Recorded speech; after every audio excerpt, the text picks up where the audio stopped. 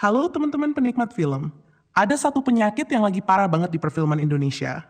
Sedikit-sedikit horor, sedikit-sedikit rumah kosong, sedikit-sedikit trauma masa lalu, sedikit-sedikit ibu yang punya luka batin. Dan masalahnya bukan karena formulanya jelek. Masalahnya, film-film ini kayak udah masuk tahap copy-paste.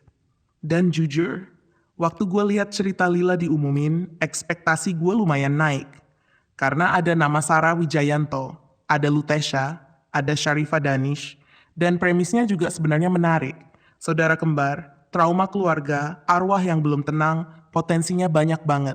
Tapi setelah keluar bioskop, gue malah bingung. Gue harus takut, harus sedih, atau harus ketawa? Karena sumpah, film ini berhasil bikin gue mengalami 3 emosi itu dalam waktu bersamaan. Dan itu bukan pujian. Jadi ceritanya kita ngikutin Mia dan ibunya, Tari, yang pindah ke sebuah rumah tua. Rumah yang ternyata dihuni oleh arwah seorang anak kecil bernama Lila. Lila sedang mencari saudara kembarnya yang hilang, Lily. Dari situ misteri masa lalu mulai terungkap. Pelan-pelan rahasia keluarga dibuka, trauma bermunculan, lalu muncullah ancaman yang lebih besar. Di tengah situasi itu, Mia akhirnya meminta bantuan Sarah Wijayanto dan Wisnu untuk mencari tahu apa yang sebenarnya terjadi. Nah, di atas kertas, ini bagus, bahkan bagus banget. Karena film ini punya bahan baku yang kuat. Tapi masalahnya, eksekusinya berantakan. Gue tuh ngerasa film ini kayak orang yang punya banyak ide, tapi nggak tahu mana yang harus diprioritaskan. Dia mau jadi horor psikologis, dia mau jadi drama keluarga, dia mau jadi misteri, dia mau jadi cerita tentang perjuangan seorang ibu, dia mau jadi semesta paranormal ala The Conjuring versi Indonesia. Semuanya mau dimasukin. Alhasil, nggak ada satupun yang benar-benar matang. Padahal drama keluarga di sini sebenarnya punya potensi besar. Serius.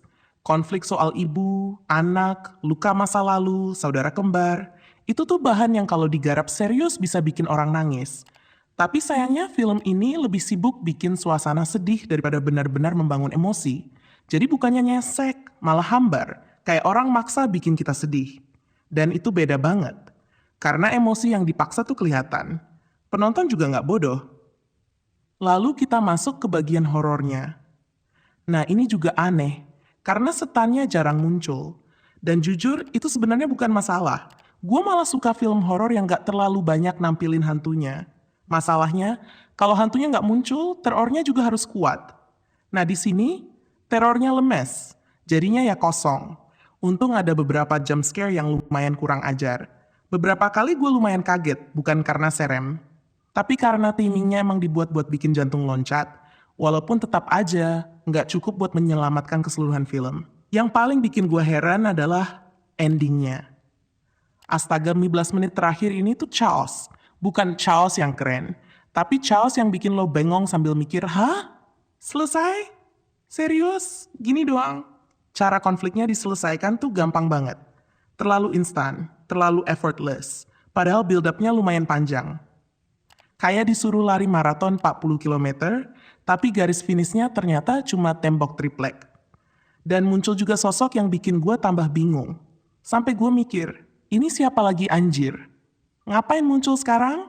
Mau bikin sequel? Jangan dulu deh. Yang ini aja belum beres. Tapi gue juga nggak bisa bilang film ini sepenuhnya jelek. Karena ada beberapa penyelamat. Yang pertama jelas Lutesha, dia bagus, emosinya dapet. Perannya sebagai ibu juga cukup meyakinkan. Lalu ada Sharifah Danish. Dan ya, dia lagi-lagi menjadi manusia yang ditakdirkan untuk menderita di film horor Indonesia. Gue heran. Kenapa setiap Sharifah Danish muncul, hidup karakternya selalu tragis? Tapi ya begitulah. Dia tetap jadi salah satu aset terbesar film ini. Bahkan kadang cuma lewat tatapan kosong doang udah bikin gak nyaman. Visualnya juga lumayan oke. Rumah tuanya bagus, production desainnya niat, ada beberapa adegan yang cukup creepy. Dan POV Roh yang ditampilkan juga lumayan menarik. Sayangnya, semua itu nggak cukup, karena visual bagus nggak akan bisa menutupi naskah yang setengah matang. Dan gua rasa ini penyakit yang cukup sering terjadi di horor Indonesia sekarang.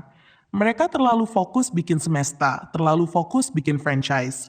Padahal satu film aja belum tentu selesai dengan baik. Sedikit-sedikit pengen bikin universe. Sedikit-sedikit pengen bikin lanjutan. Santai dulu, beresin satu cerita, bikin satu film yang benar-benar kuat. Baru mikirin cabangnya.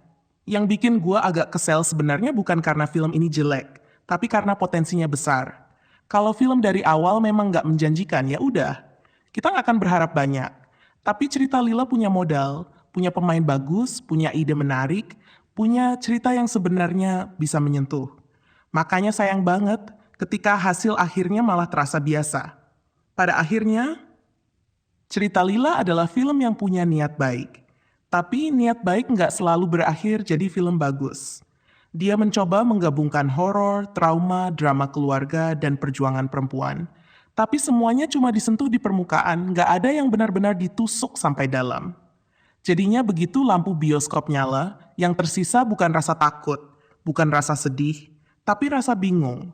Dan itu lebih serem sebenarnya. Karena film yang paling berbahaya bukan film yang jelek, tapi film yang bikin kita lupa apa yang baru saja kita tonton 5 menit setelah keluar bioskop. Kalau kalian udah nonton cerita Lila, tulis pendapat kalian di kolom komentar. Gue penasaran, kalian habis nonton ini nangis, takut, atau malah ketawa kayak gue? Sampai ketemu di review berikutnya. Bye-bye.